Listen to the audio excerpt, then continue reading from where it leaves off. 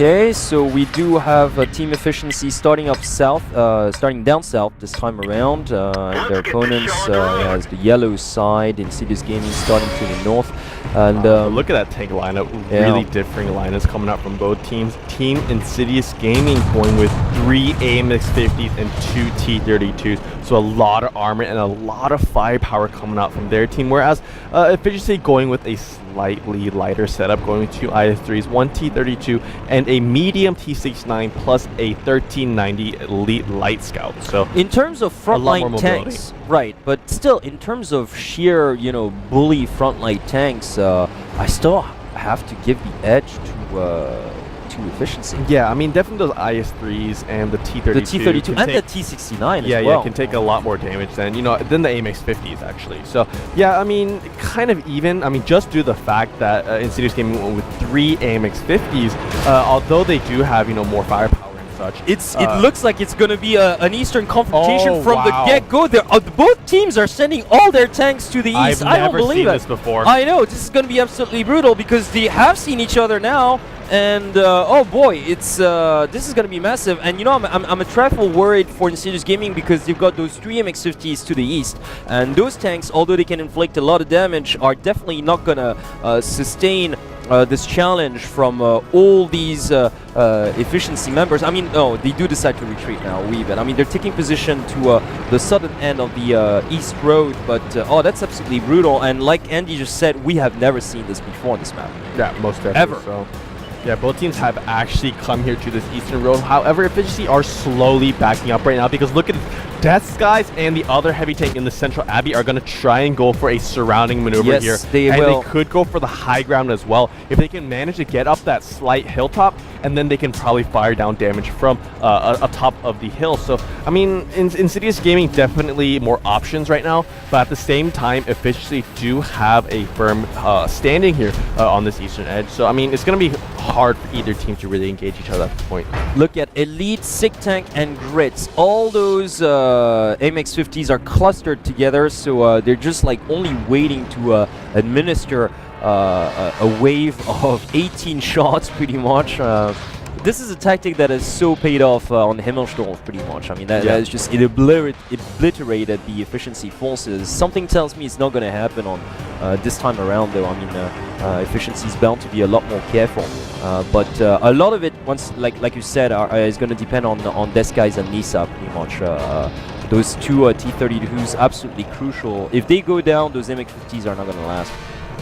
Yeah, definitely so. And right now, Death Sky is actually coming around the northern side of the map trying to join up these AMX-50s here because I think they want to go for that push. They need a frontline tank to take the brute of the damage here, and Black 4 actually going in with this T1 to spot out if any of those Efficiency members are still camping over here. He hasn't spotted out anyone just yet, and that could just be a sign that Efficiency has in fact completely backed out of this eastern road. Yeah, possibly. They would have to go all the way down south though, because you've had Nisa was just still like he's having like a really good vision onto the southern end of the Abbey area. So if Efficiency retreated all the way to the south, they probably converged to the west road, and they haven't spotted. There we go. Exactly. So they were sort of like going back to their base and probably having a crack at the west road as we speak. So you know what? Had I been Insidious, I would have sent like my remaining T1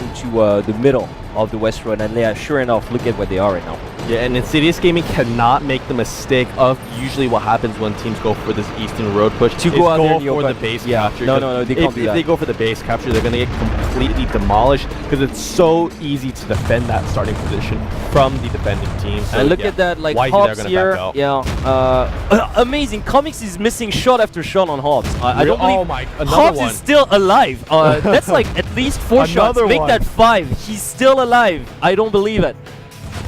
And Comics, okay, finally going down, but yeah, as expected, I think that most of the Efficiency tanks are to the west road right now, because that's the only place where they're safe.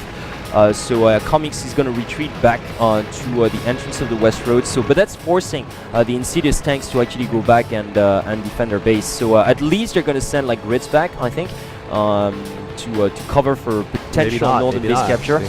They're actually pulling back down south. They're actually really going back and forth right now. They can't decide on what to do because they're not sure on where the rest of the heavy forces of the are. They're not sure if they're up more towards the northern edge of the ridge or if they're still defending their base, because honestly they could be at either one of those positions. Indeed, they could. And once again, you know what? Sending that T1 Hobbs that was just shot down all the way down to the west road would have helped. Yeah. It would have given them like much more time to actually predict what was going to happen. Right now, they're forced to just like tag along that eastern road, not sure whether to commit to a sudden push or whether to come back to their base. And that's entirely it was entirely on Hobbs to actually do that. Had that west road just actually been completely covered by the T1 all the way down south, then they would have had like sort of well, not of course cornered the efficiency forces, but at least they would know exactly where efficiency tanks were. Right now, they don't.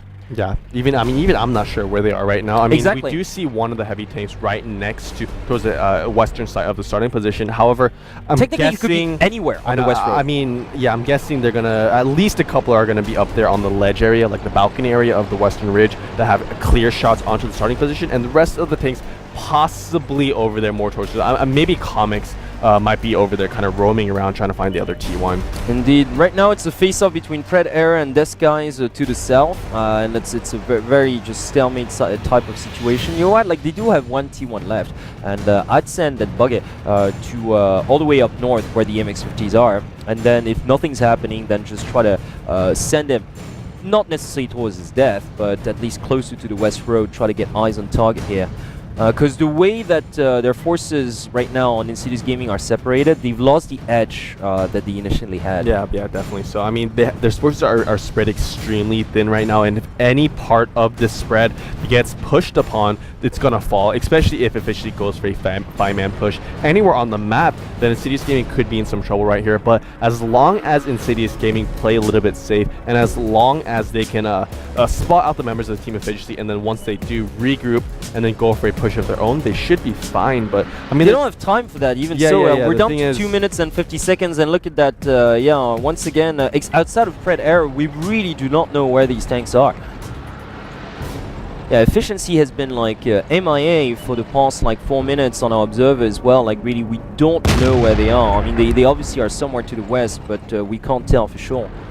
Yeah, and because of that, I mean, those AMX-50s up there on the north on Insidious Gaming side really guarding their starting position right now. And the thing is, I think we're going to go for replay, man. Yeah, quite honestly. I mean, it's looking really close right now, and still we don't have vision on team efficiency. And if we had, vision on team efficiency, we can kind of expect if they're going to actually push or not. And if they did, then efficiency could actually win this set, honestly. If they just pushed onto Death Skies or onto the heavy tank in the central Abbey area, then efficiency can actually get the tier point advantage. It goes both ways, though. The reason why we're not seeing efficiency is because efficiency is not doing anything either. Yeah, so which means that they have no idea where the Insidious tanks are either. Which is why, like, I think, you know what, from efficiency standpoint, I think they're pretty happy to just draw this and replay this again. Yeah, quite possibly so. I mean, there's about a minute and a half remaining right here, and yeah, those AMX-50s still, they are kind of creeping back forward to the starting position. You can see Elite here. I don't think Elite, yeah, that's really not that smart, though. Why would you send Elite, like, alone out there, really? I don't think that's a good option, just in case there's trouble. But you know what, the way I see it, though, we're going to have to replay this, because obviously efficiency is not doing anything to just try to get a peek or even attempt. Okay, a base capture. Okay, a base capture with a T1. But there you go. Goodbye. Immediately getting taken out there. Right, so that's just going to even make efficiency hesitate even more. Let me be just a wee bit sarcastic. Oh my, that was useful. Really? Yeah, exactly. I mean, about like less than a minute out now.